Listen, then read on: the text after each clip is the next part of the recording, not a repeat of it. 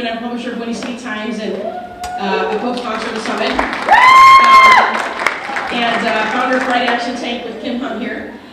This summit's the product of a conference in 2014 with about 100 youth experiencing homelessness. One of the things the youth discussed was the possibility of new kinds of housing, especially for people going to college but without dorms or any that come with housing. So our focus these 2 days is on solutions for youth homelessness, but we know that the tiny home model, especially creating villages and support systems, could easily be replicated to many other groups, both for-profit and non-profit. As we have developed this summit, so many people of all ages and all backgrounds have said this could be something they might aspire to, having a smaller footprint that is less expensive but still beautiful. This is something we want to urge Chicago to consider.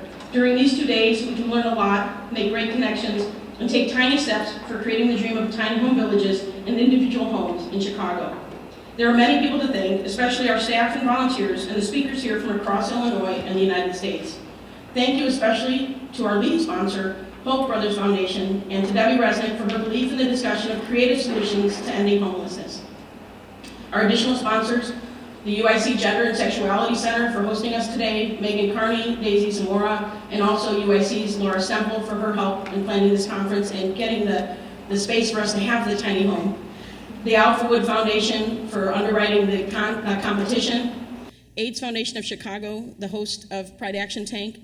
AIA Chicago, which has been phenomenal in working on the competition and the summit. Landon Bone Baker, Catherine Baker in particular. Price Construction, which has been working incredibly hard the last few days to make this work.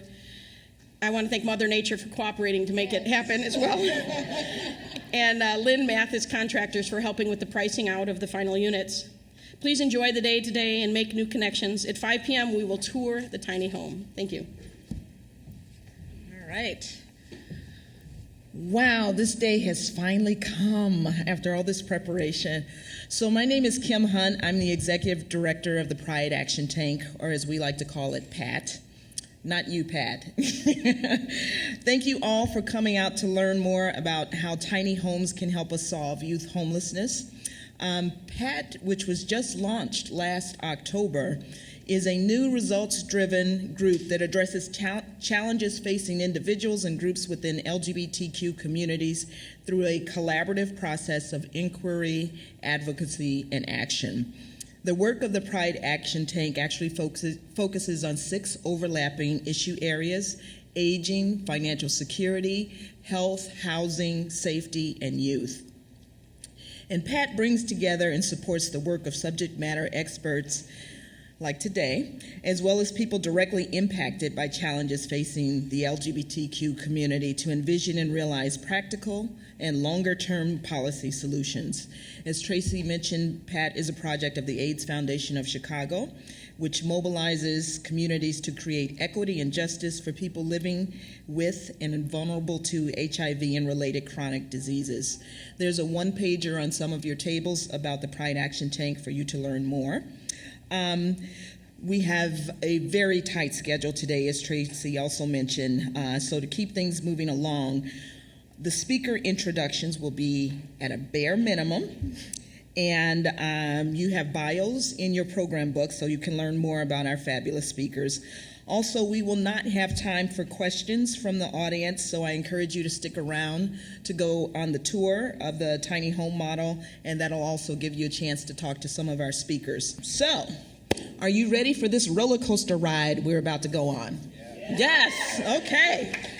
So, kicking off the day will be Catherine Baker, principal at Landon Bone Baker Architects, and student advocate Kasey White, who will provide a review of the tiny home design competition. Just going to do a quick thank you and introduction, then we'll turn over to Kasey. On behalf of AIA Chicago and Landon Bone Baker Architects, thank you so much for this opportunity and for all the hard work that went into the competition. I'm looking at the brief, kind of looking back over here, we had over 20 partners and 20 additional sponsors, so you can imagine a lot of organizations had a lot of input and a lot of very helpful support in this competition. As an architect, I can say that projects are most successful when you have a lot of input and a lot of background by the inhabitants. So we were incredibly fortunate and blessed to have someone like Kasey White and the other students from Pride Action Tank who could provide the information on the brief. Again, the competition was very specific to a local need, a local site, really address the local zoning and code issues. So without the input and the need from talented students like Kasey, this competition wouldn't have been half as successful. So with that, I'd like to turn it over to Kasey and let her give her story on how this competition came about. Thank you. Good morning. I got involved with Pride Action Tank Tiny Homes Project through Tracy, Baim, and Kim Hunt. As some or all may know, I was a youth in that situation, and it was really cool to be a part of a project like this because I had input on it. You know, when you're staying in a transitional living building, you don't really have the input on the structure or how you live. You don't have a choice of living with like 15 or 20 other people. But with tiny homes, it's like for those people who's not like a people person, they have their own space. They have that home feeling where it's not like a shelter or anything. The thing that was so cool about it was that they had people designing it. And even though I didn't make it to the actual last judging of it, I did see a lot of the designs, and they were amazing. They were trying to stick to the heart of the home. And they was trying to make it where you're not feeling like you're in a tiny home. You're feeling like you're in an actual home. They were trying to make it where you can personalize it and you can have this bathroom space. It was really amazing to see that this project was allowing people the input of what their needs were, and allowing me to tell the architects, well, okay, this is a need for a tiny apartment. I was getting an influx of emails. Tracy were directing some of the architects to me, and I was getting an influx of emails asking me detailed questions on how should I do this or how should I do that? What is a need in this home? And that was the best part about the competition, because to see all the insight from people outside of a non-for-profit or already who's a part of an organization trying to build something from somebody that they probably never even been in that situation for. And that was a real amazing, cool thing. The importance of tiny homes to me is that, one, it gave the people the chance to design something for the community. And two, it's something that youth need. And it's hard for people to get in transitional living buildings. There are very minimum transitional living buildings. So a program like Tiny Homes gives them a community, they give them their own personal space, and it gives them freedom. And I respect that about the program, about the project.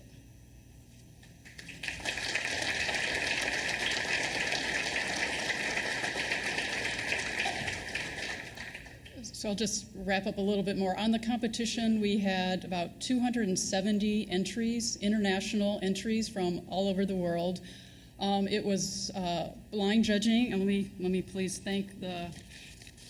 particularly thank the judges on this. We had a variety of judges: Bennett Holler from the City Department of Planning, Marisa Navarra from the Metropolitan Planning Council, Saul Flores from La Casa Norte, Jeff Bone with Landon Bone Baker Architects, and Brent Brown with BC Workshop out of Dallas, Texas. Brent is currently, he has some tiny homes under construction in Dallas that you'll hear a little bit more about later. But again, the competition was international, and it was judged blind by a group of architects, planners, social workers. And so the very practical aspects of what it means to live in a tiny house in Chicago under our current zoning codes, under the current building codes, was very much the heart of it. As architects who have worked on affordable housing for the past 29 years, we know when things kind of get glossed over, and sometimes tiny homes has this nostalgic or this different quality to it that we hear about on HGTV, and that's not necessarily the case. In this case, what I think we heard from Kasey and from Tracy is that the tiny homes here in this location afforded the residents a sense of dignity. You know, this was a population that needed a place just to stay for a few years and a place to safely secure their belongings and be able to pursue their education and pursue getting a job. So with that, that was really what we focused on the brief. And again, as you heard from Kasey, it was open. Architects, designers could ask questions, ask lots of questions. And Kasey said she had a lot of questions directed to her. We had a lot of questions about how the zoning worked. And, we're not approaching this as some kind of glorified tiny house, but it's, again, very practical, very focused on what's real and what's affordable. The budget is something we should also just touch on briefly. We set a budget of $30,000 for materials alone, not labor, with the intention that probably another $30,000 to $40,000 would be used for infrastructure and foundation. So now the cost of the tiny house, we're at $60,000, maybe $70,000. Additional infrastructure might actually push it up to $100,000. But as you probably heard Tracy say, that the cost of housing, subsidized housing in the city is pushing upwards to $300,000 to $400,000 total development costs. So this is still a very affordable option. And in this case, since the city has so many vacant lots, it's an option that we should explore. But it's an option that we should explore with our eyes open, knowing that there are zoning issues. There needs to be a discussion with the city. There needs to be a discussion about how we get this done, who lives in these houses, how it affects the neighborhood, do the neighbors have buy-in. So again, it was a very, very practical competition, and we were very happy to see what the results were.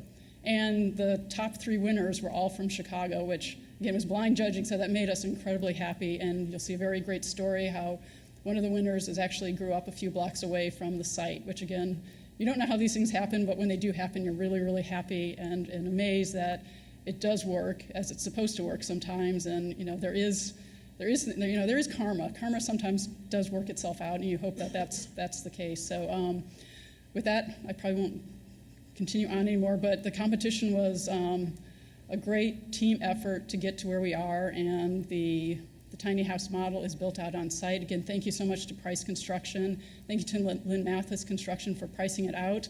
The winning entry actually, just so you know, came in at, of all 3 that were the 3 finalists, that one actually came in at the lowest with a square foot cost of about, in materials alone, $73.26 a square foot, including the Chicago 9.25 tax. So it did come in at being very affordable. So kudos to them on winning it, and also for coming in at one of the lowest square footage costs.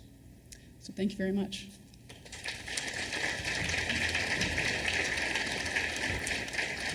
And don't forget that those of you who stick around will actually get to see that winning model out on the lot. So next we have Beth Malik from Chicago Coalition of the Homeless to give us some statistics on youth homelessness. Good morning. Thank you so much for the invitation to come speak to you again, or come speak to you today. My name is Beth Malik, and I'm an attorney and the Associate Director of the Law Project of the Chicago Coalition for the Homeless. On behalf of CCH, I would just like to say that we're very excited to be a part of the summit and to discuss new and innovative ways to address homelessness here in Chicago. And as Kim said, I was invited here today to speak a little bit about the scope of the problem. Founded in 1980, the mission of the Chicago Coalition for the Homeless is to organize and advocate to prevent and end homelessness based on the belief that housing is a human right in a just society. When the coalition was founded, there was very few homeless shelters or shelter beds in the city, maybe 1 or 2 programs, maybe a handful of beds. There were no shelters for homeless youth. In 1983, the coalition founded the statewide Youth Committee, a group of concerned providers that still exists today with 40 institutional members in response to the brutal murder of a homeless youth in the Uptown neighborhood. 3 years later, in 1986, they were successful in advocating for the first ever state-funded homeless youth shelters in Illinois. There were 5 that were funded at the time. Unfortunately, the number of homeless young people in Chicago and statewide has only grown since then. An analysis by the coalition estimates that 125,848 Chicagoans were homeless during the course of the 2014-2015 school year. This figure includes individuals, youth, and families, and includes people both living in shelters and outside, but also includes individuals sharing the housing of other people or doubling up. We feel as though you can't talk about the problem of housing instability or the lack of affordable housing while only looking at the needs of those living in shelters. This is especially true when regarding homeless young people. One of the challenges we face in terms of how to address the issue of homelessness and housing instability is getting an accurate picture of the problem. Chicago and cities around the country have historically had a very difficult time counting the number of homeless youth. Hopefully this will change when Chapin Hall launches the Voices of Youth Count, the first ever effort of its kind to carry out youth-led counts and surveys of both youth and providers from communities nationwide. Until then, I'm going to share with you what we do know.